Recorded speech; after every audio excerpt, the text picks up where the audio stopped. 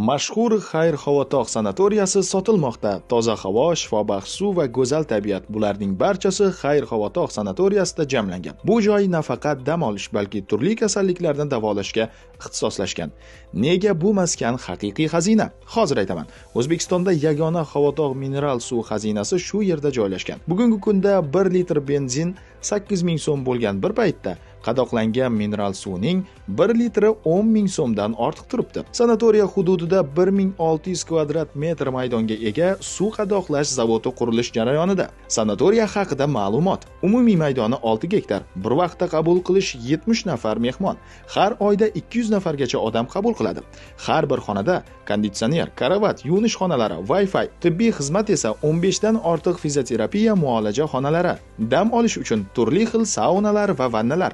Daromad imkoniyatlari. Hozirda bir kishi uchun putyovka narxi 3,5 million so'm. Oyiga 200 nafar mijoz qabul qilinsa, oylik daromadi juda yuqori. Tasavvur qilyapsizmi? Nega sotilmoqda?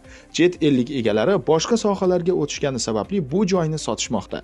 Bu kabi imkoniyat 100 yilda bir marta tug'iladi. Ipoteka orqali ham sotib olish imkoniyati mavjud.